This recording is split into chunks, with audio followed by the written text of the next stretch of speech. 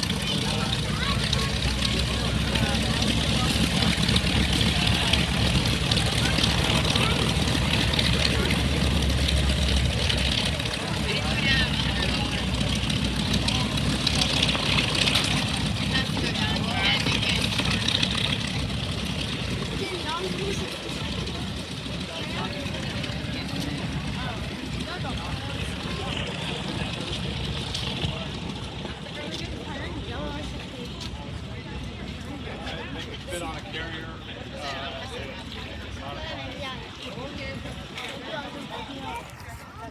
So as I said, they loaded them on the carrier in Oakland. They did not know their mission. There were Japanese spies who saw them being put on the carriers. We didn't worry about that because we loaded planes like this on carriers and took them to like Wake Island or Guam or Honolulu, and they would be offloaded there.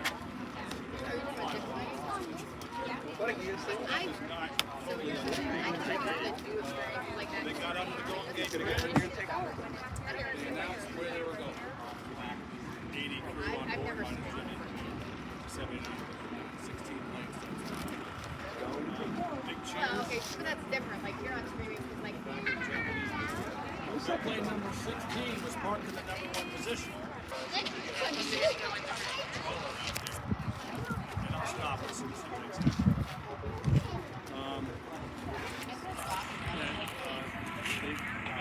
That they knew that they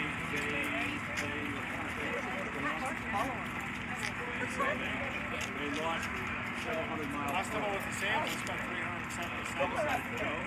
There was wind was blowing at about 25 miles an hour. You can see carriers going into the carrier always with speed, air over the wings. So they had about 50 knots. Going up and down and up and down. I don't know. I had knee replacements. I'll be on my face. I'll hurt myself. There's no way I can.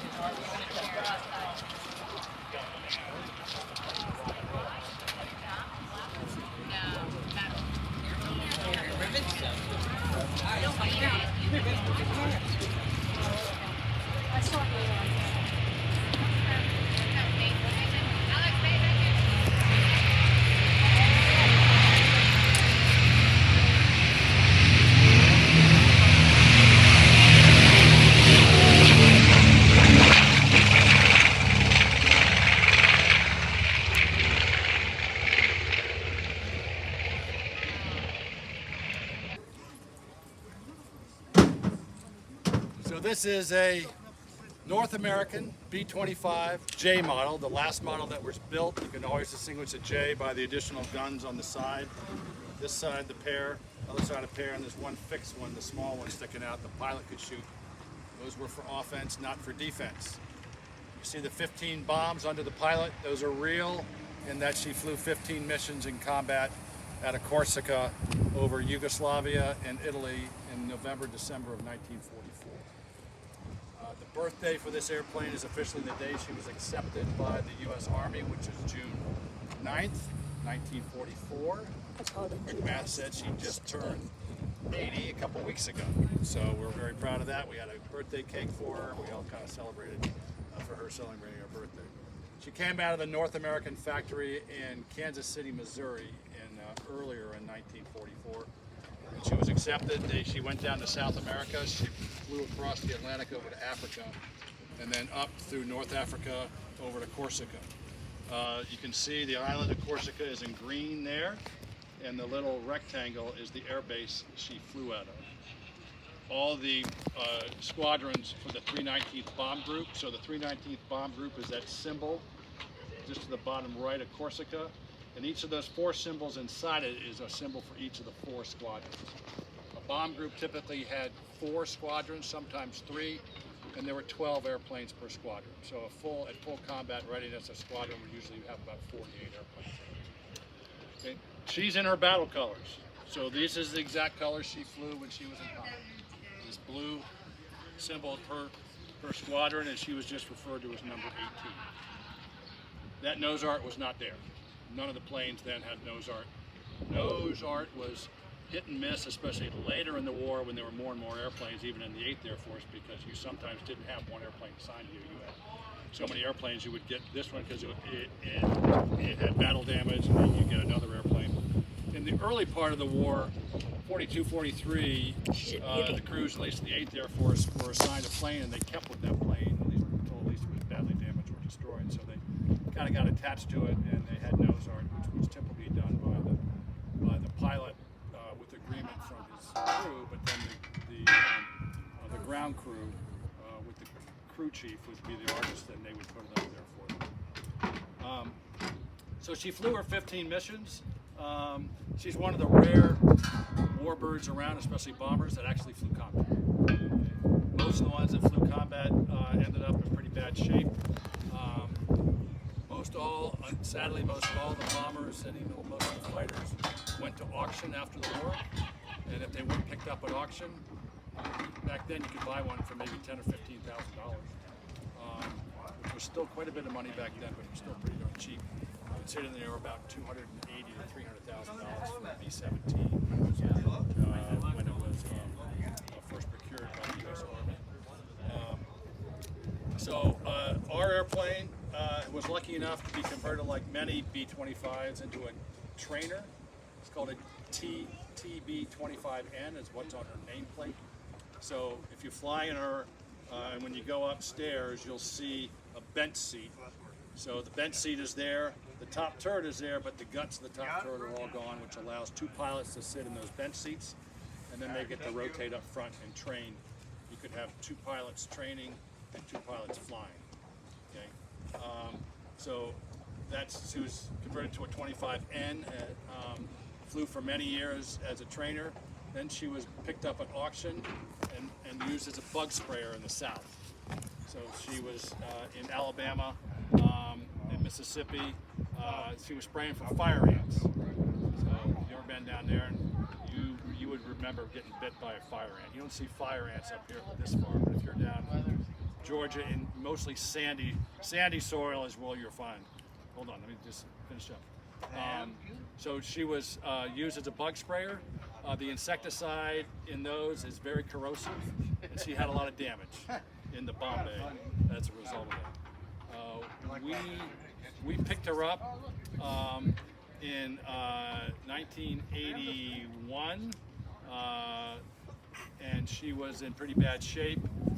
We flew her back to the south over to Air Base. Had to stop to get oil put in several times because the engines leak so bad and burn so much oil. We got her back to the base in '81. She was in restoration until 2009. That's 28 years. Oh my God. So that's a labor of love, and we're all volunteers. I wasn't around back then. So, and if you see the pictures in the book of her, she was basically stripped down to nothing. All the wingtips were gone. She was just a shell. And we brought her all back to life and put her in the combat colors that you see right now.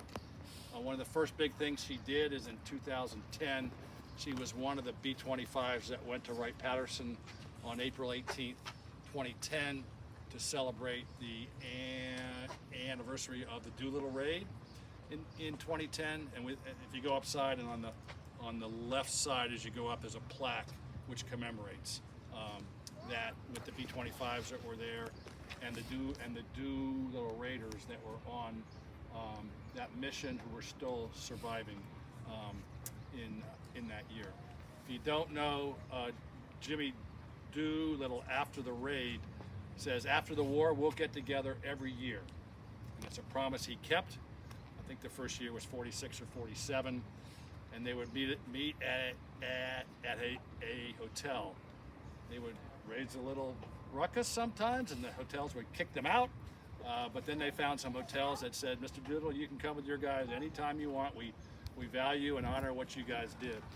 Now they had goblets made, so there were 80 goblets made, one for every one of the crew members.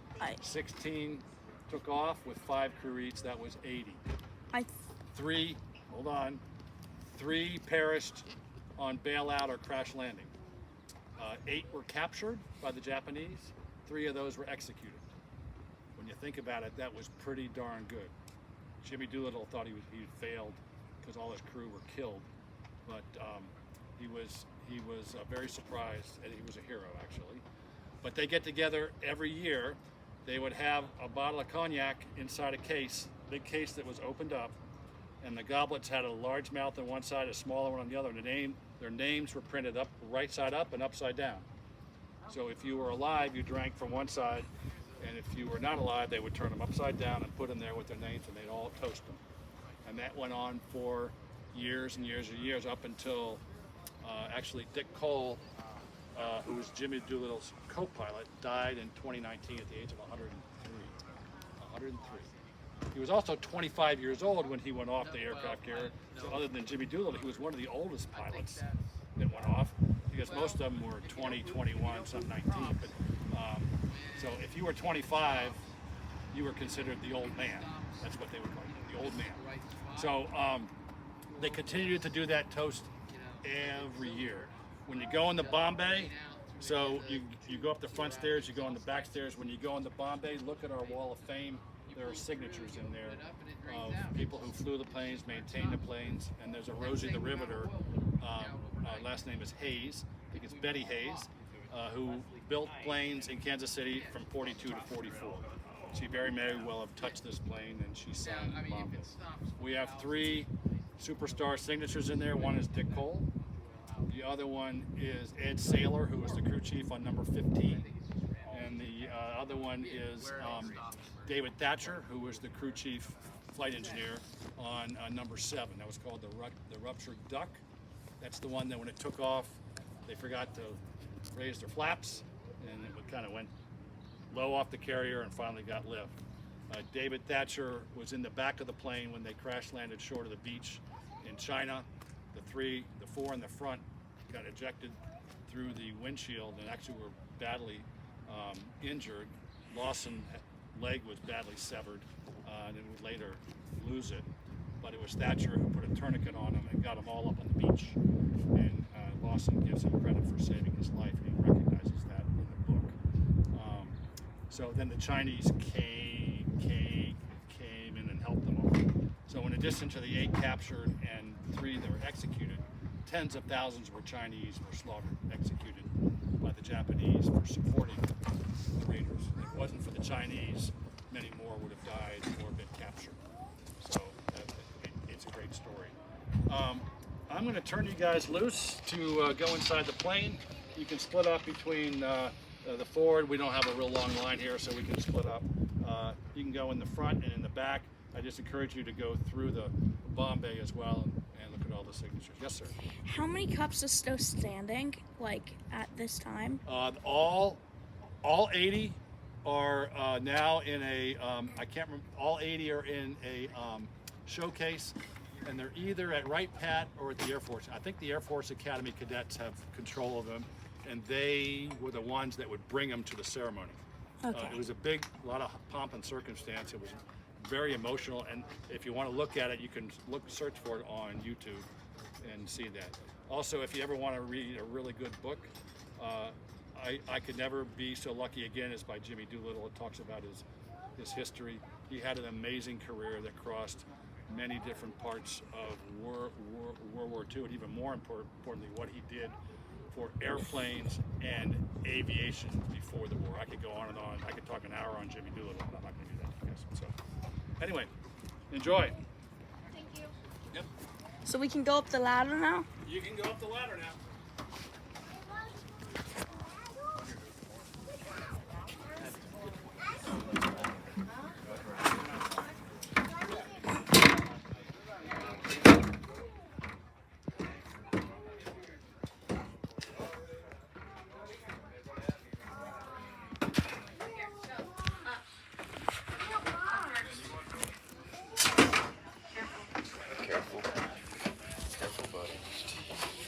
Oh, I see the Top Gun. Oh, I see the Top Gunner. Just go up there and walk around. Not much space up here. No. I Go ahead see and take a the. look, buddy. Oh, I see the pilot seat. Yeah, yeah. Yeah. And I see the Top Gunner. I got my phone, but it's not. Very- There's really. Very beautiful I up can here. get it. There you Take go, a okay. picture. All right. You want to come up and make sure you guys are all right? Pictures. Yeah, you're not getting back through that way. We'll have to come back out this way. Here, go and reach up there and take a picture. No, grab it so don't touch, okay? It says do not enter. Take a picture up that way and then come back down out, buddy. Okay? Do not touch red. All right, come on. Get my phone and come on down. Come back up after everybody I comes. do not want to touch red. I'm coming down. Okay, you need help? It's, here is There the you go. Foot down. checklist and specifications. Here's our bombs. Here, got me. Are you coming down? Oh no. No.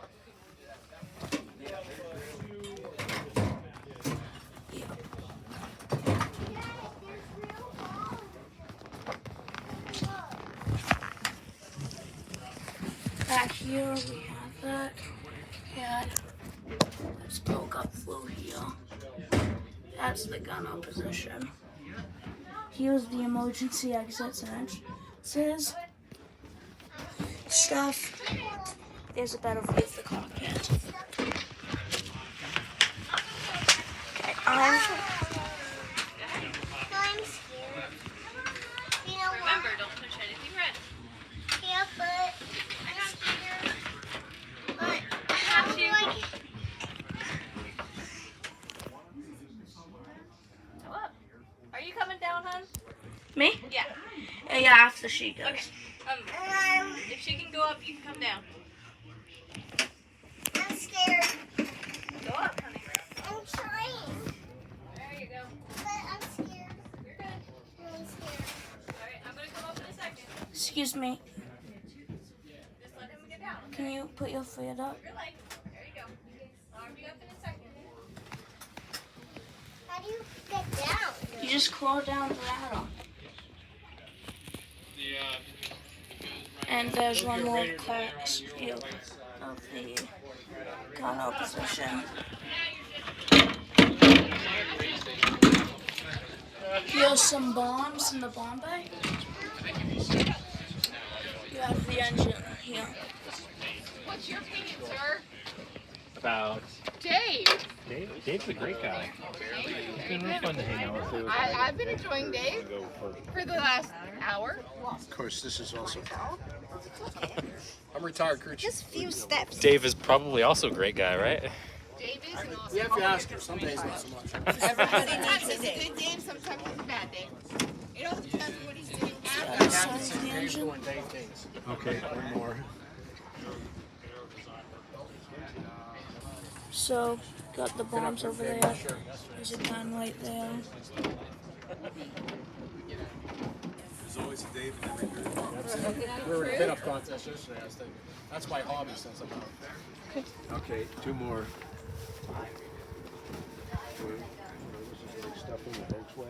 Oh, yeah. Back here we have the tail gunner. This is a real awesome experience. I've never been in one of these before. I just got back from Airlines International, so I'm pretty excited about that too. It's been a late couple of days.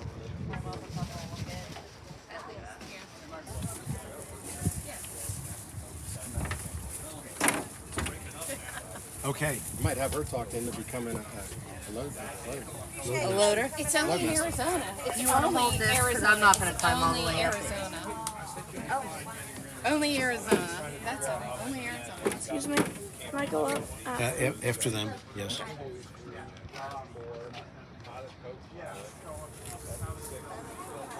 So, should have a wheel here.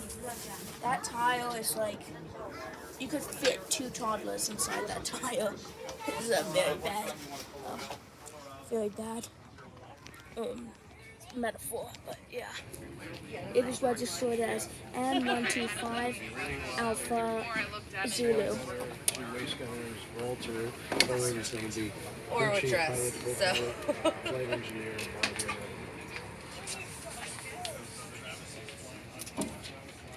So, this is a small county airport. Yep, I got boots on. That's very tight. You want me to hold the camera? No, because I might think.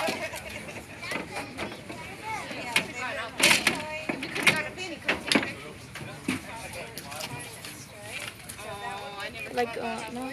When he comes back. So you got the tail water stuff. I don't know what they call that. Bombay, they said those were real bombs in the Bombay.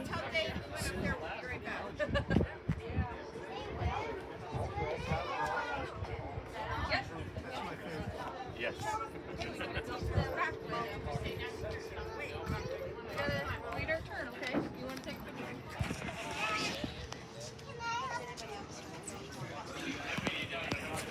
It said it needs 80 FM versus. Good.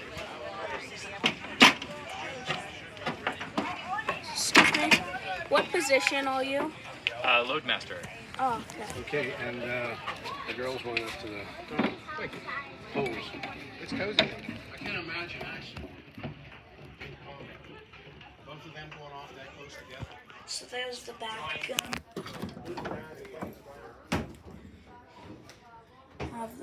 side gunners. Side gunners right there. And cargo there.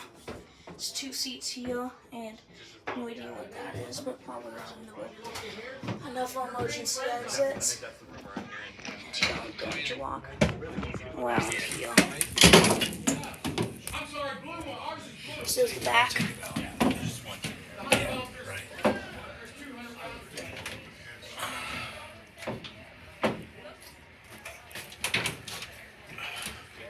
This is a one-in-a-lifetime experience.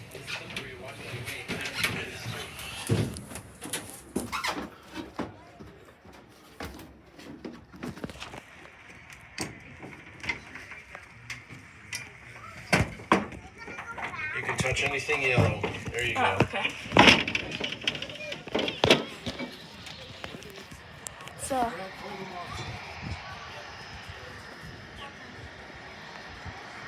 beautiful.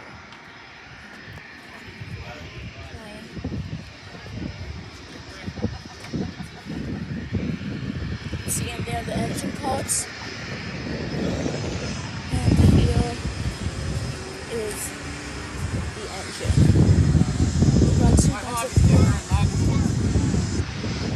And there's the gunner spot.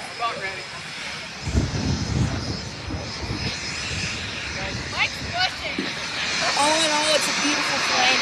Will you shut up? Yeah. Sorry about the. What's that? G something. Probably a 6. Yeah, I don't think it's a 650. It might be. Ball gunner up there. Yeah, it's a beautiful plane.